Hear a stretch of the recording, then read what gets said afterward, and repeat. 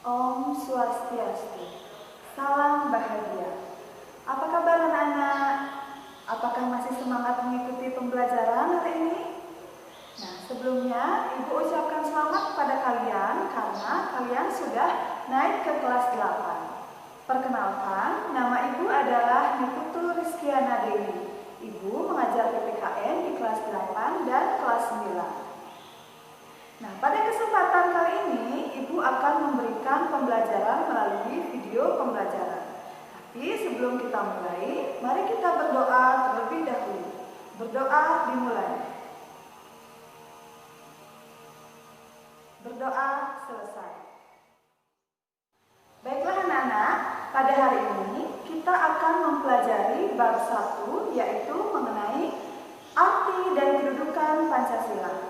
Nah, pada kesempatan kali ini kita akan mempelajari KD 3.1, yaitu kedudukan dan fungsi Pancasila.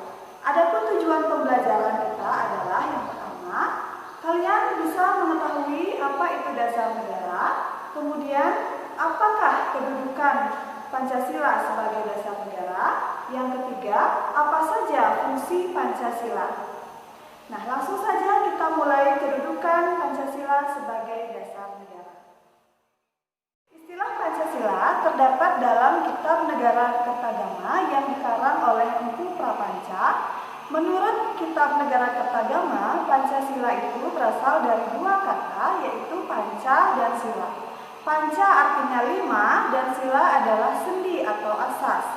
Lebih lanjut, Pancasila berarti pelaksanaan kesusilaan yang 5. Istilah Pancasila dalam kehidupan kenegaraan pertama kali dicetuskan oleh Insinyur Soekarno. Beliau berpendapat bahwa Pancasila itu sebenarnya sudah ada sejak zaman nenek moyang bangsa Indonesia. Pancasila adalah isi jiwa bangsa Indonesia yang sekian abad lamanya telah terpendam bisu oleh kebudayaan Barat. Menurut Muhammad Yamin, Pancasila adalah 5 dasar yang berisi pedoman tingkah laku atau aturan tingkah laku yang penting dan baik. Pada tanggal 18 Agustus 1945, Pancasila ditetapkan sebagai dasar negara, sebagaimana tertuang dalam pembukaan Undang-Undang Dasar 1945 alinea keempat. Kemudian fungsi Pancasila. Secara umum, fungsi Pancasila menurut TAP MPR nomor 3/MPR/2000 tentang sumber hukum nasional dan tata urutan perundang-undangan dinyatakan Pancasila berfungsi sebagai dasar negara untuk mengatur penyelenggaraan ketatanegaraan. Fungsi Pancasila yang telah kita kenal selama ini yang pertama adalah Pancasila sebagai jiwa bangsa Indonesia.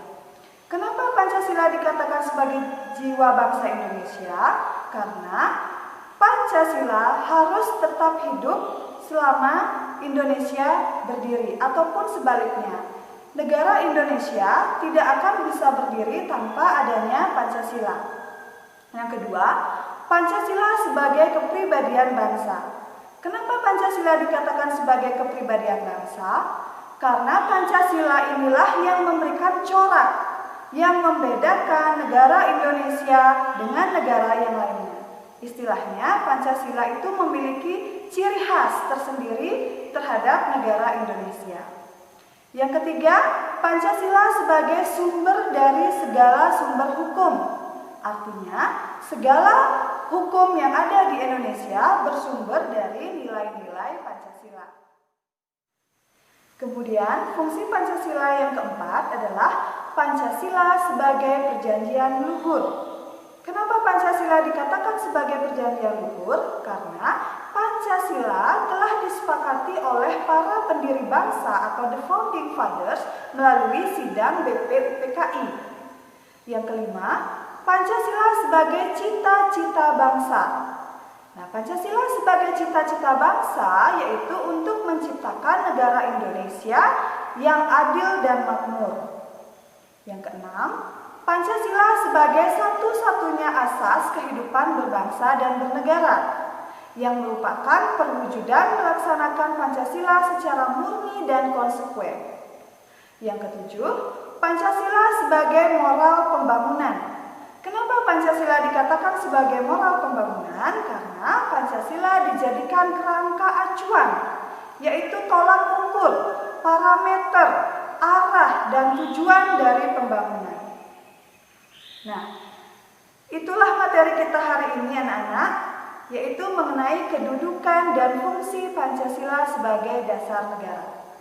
Tugas kalian adalah merangkum video hasil pembelajaran ini. Kemudian anak-anak tuangkan ringkasan video ini ke dalam buku catatan anak-anak. Demikian materi kita hari ini. Selamat melakukan pembelajaran dan sampai jumpa di video berikutnya. Om Santi Santi Santi Om. Salam.